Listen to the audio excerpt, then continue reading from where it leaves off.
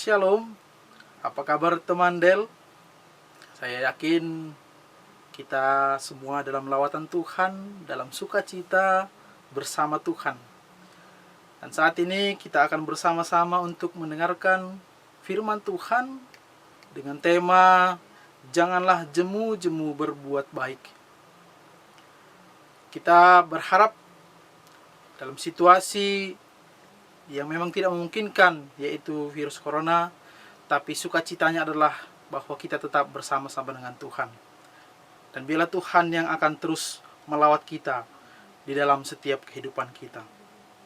Ya, perkenalkan dengan saya, Pendeta Erwin Girsang, akan membawakan bagi kita firman saat ini yang diambil dari 2 Tesalonika 3 ayat 13 sampai ayatnya yang ke-15. Tapi sebelum kita akan mendengarkan firman Tuhan, marilah kita bersatu dalam doa. Kita menyerahkan dan membuka diri kita untuk diisi oleh firman Tuhan. Mari kita berdoa. Damai sejahtera Allah yang melampaui segala akal, itulah yang akan memelihara hati dan pikiran kita di dalam Kristus Yesus. Amin. Firman Tuhan bagi kita saat ini diambil dari 2 Tesalonika 3 ayat 13 sampai ayatnya yang ke-15. Kita bisa membuka Alkitab kita masing-masing dan saya akan membacakan bagi kita sekalian. Beginilah firman Tuhan. Dan kamu, saudara-saudara, janganlah jemu-jemu berbuat apa yang baik. Jika ada orang yang tidak mau mendengarkan apa yang kami katakan dalam surat ini, tandailah dia dan jangan bergaul dengan dia, supaya ia menjadi malu. Tetapi janganlah anggap dia sebagai musuh, tetapi tegurlah dia sebagai seorang saudara. Amin. Demikianlah pembacaan firman Tuhan. Teman Del yang terkasih, jika kita memiliki sebuah jam, maka kita akan memasangkan baterai pada jam tersebut. Maka jam tersebut akan mulai berputar detik demi detik, menit demi menit, dan dari jam demi jam. Ia akan terus bekerja dan bekerja sampai baterainya itu akan habis. Dan uniknya adalah bahwa jam tersebut tidak akan pernah memikirkan atau memusingkan apakah memang ketika dia bekerja berputar, apakah ada orang yang akan menghargai dia atau tidak. Apakah memang orang akan berterima kasih atas apa yang dia lakukan, atau bahkan orang akan memuji-muji, melihat bahkan apa yang ia lakukan. Tetapi ia terus berputar dengan tidak jemu-jemu. Teman Del, demikianlah hidup kita. Yesus kita telah memasangkan baterai itu kepada kita, memasangkan nafas kehidupan bagi kita. Maka kita akan terus bekerja, maka kita akan mulai bergerak, maka kita akan berputar dan berbuat baik dengan tidak jemu-jemu. Tidak perlu peduli, tidak perlu memusingkan apakah orang lain akan melihat kita atau tidak. Apakah memang ketika kita berkarya, bekerja, berbuat baik, kita akan dihargai orang lain atau tidak? Apakah orang lain juga akan memuji kita?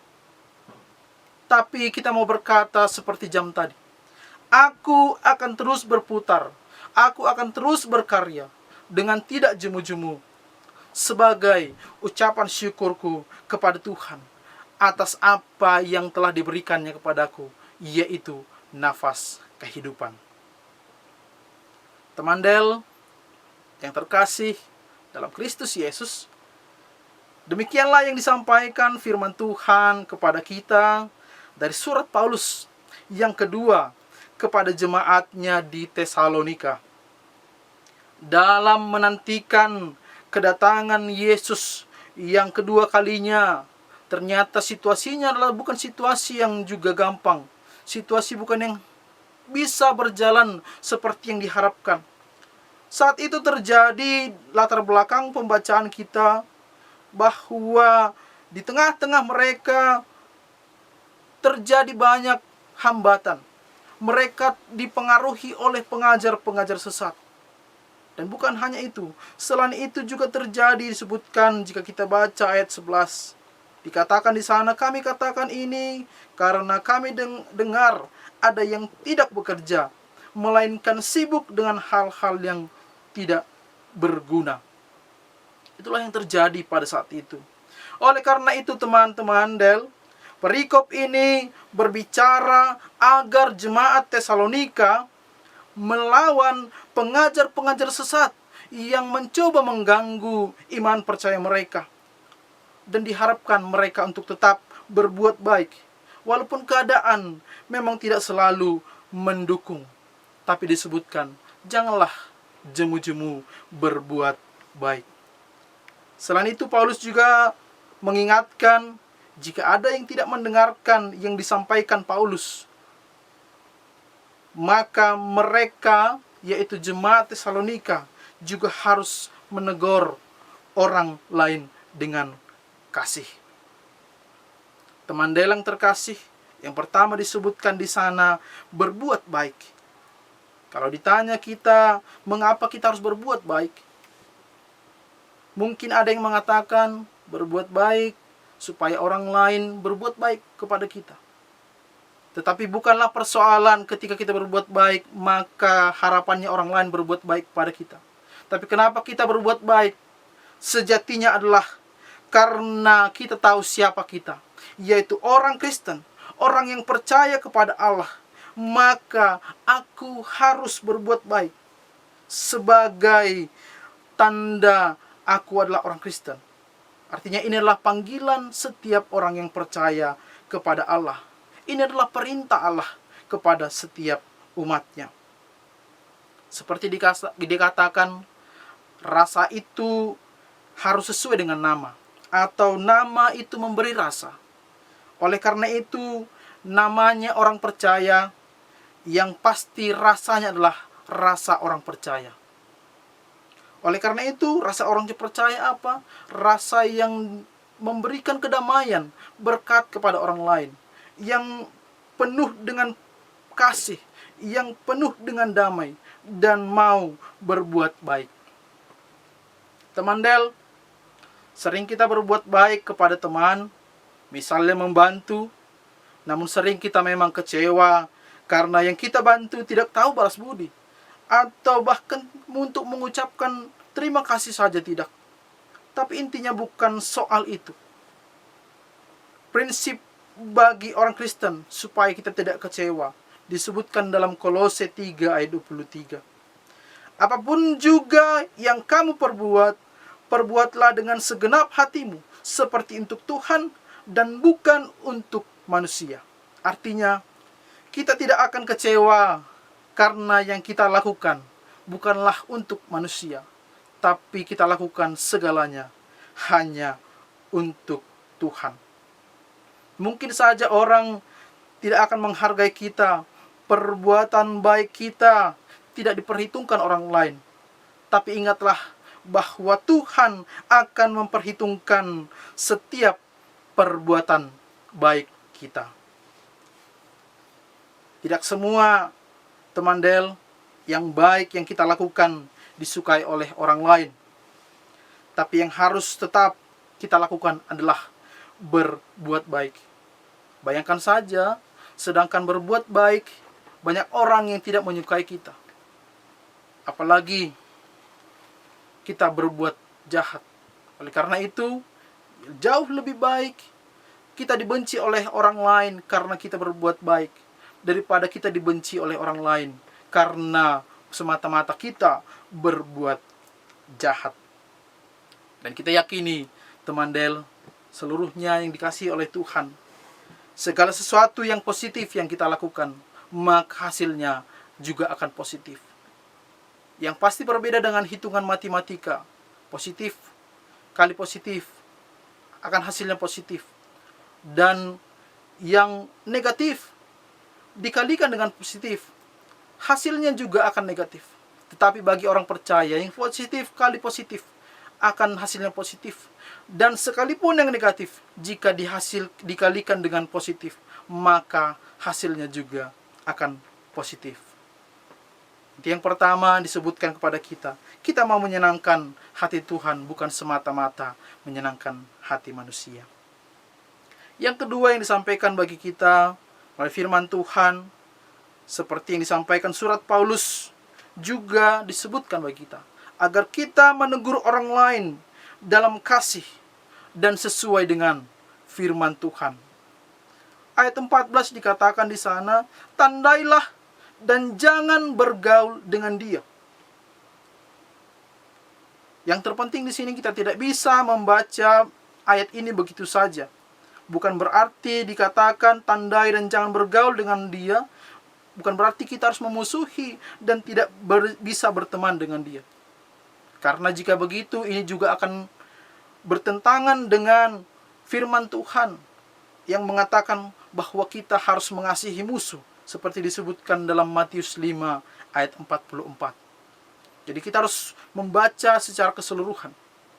Yang dimaksud tandai dan jangan bergaul disebutkan di sini adalah bahwa kita harus waspada dengan orang-orang yang tidak berbuat baik atau berbuat jahat. Dan bukan berarti kita menjauhi. Dalam arti bergaul disebutkan di sini adalah kita tidak terpengaruh, kita tidak terikut dengan apa yang dilakukan oleh yang tidak baik. Contohnya yang bisa kita ambil, apakah memang yang dianggap orang selama ini preman tidak baik? Apakah memang kita tidak bisa bergaul dengan preman? Kita bisa bergaul dengan preman. Tapi dalam pergaulan yang disebutkan adalah kita tidak ikut arus, kita tidak terpengaruh oleh kegiatan apapun yang dilakukan, kejahatan-kejahatan yang dilakukan. Itu yang disebutkan yang pertama, bahwa kita tandailah dan jangan bergaul. Kemudian disebutkan juga pada firman Tuhan ini, dalam keadaan yang disebutkan kita harus menjaga jarak. Ada bahasa lain mengatakan menjauhi mereka. Tapi ini juga bukan berarti kita menjauhi, memusuhi mereka. Disebutkan di sini dalam pengertian bahwa keadaan tersebut membuat jarak bagi mereka supaya mereka memiliki ruang untuk merenung, memiliki ruang untuk memikirkan perbuatan-perbuatan mereka. Kita harus menegur, bukan untuk memusuhi. Kita harus menegur, bukan dengan cara yang jahat, tapi menegur dengan kasih yang dari Yesus Kristus. Yang kita musuhi bukanlah orangnya, tapi yang kita musuhi adalah perbuatannya. Dan yang terakhir disebutkan bagi kita, menjadi kesimpulannya, sebuah cerita yang mengatakan dari seorang buta. Ada seorang buta yang berjalan dengan tongkatnya pada malam hari. Dan dia memegang di tangan kanannya sebuah tongkat dan di tangan kirinya sebuah lampu. Kemudian pemandangan ini memang tidak biasa dan mengherankan.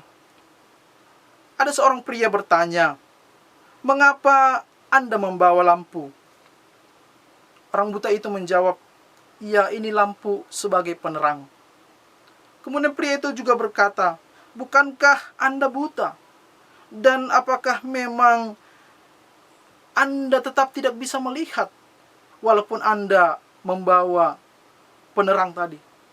Tetapi orang buta itu berkata kepadanya, kepada orang tersebut, dia mengatakan, "Saya tahu tempat ini gelap." Dari cerita orang. "Dan saya membawa lampu ini untuk menerangi sekeliling saya.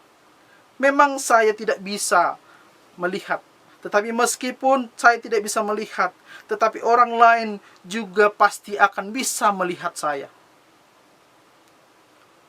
Bahkan akan memberikan lingkungan sekitarnya akan menjadi terang. Artinya, segala kebaikan yang kita lakukan semata-mata bukan hanya untuk kesenangan kita, bukan hanya untuk menyenangkan kita, tapi ini akan bermanfaat juga bagi setiap orang yang berada di sekeliling kita. Inilah firman Tuhan. Semoga firman Tuhan menguatkan kita untuk tidak jemu-jemu berbuat baik. Dan intinya bahwa Tuhan yang akan memperhitungkan setiap perbuatan baik yang kita lakukan. Demikian firman Tuhan. Mari kita bersama-sama menghidupi firman Tuhan dalam kehidupan kita sehari-hari. Amin. Mari kita berdoa. Kami sungguh mengucap syukur kepadamu ya Allah atas firman-Mu yang telah kami dengar saat ini. Bila firman-Mu ya Allah hidup dalam hati dan pikiran kami, sehingga kami diterangi oleh firman-Mu, dan kami juga mampu mengaplikasikannya di tengah-tengah kehidupan kami ya Bapa. Ajari kami untuk melakukan firman-Mu, dan kami semakin dimampukan untuk menjadi anak-anak Kristus.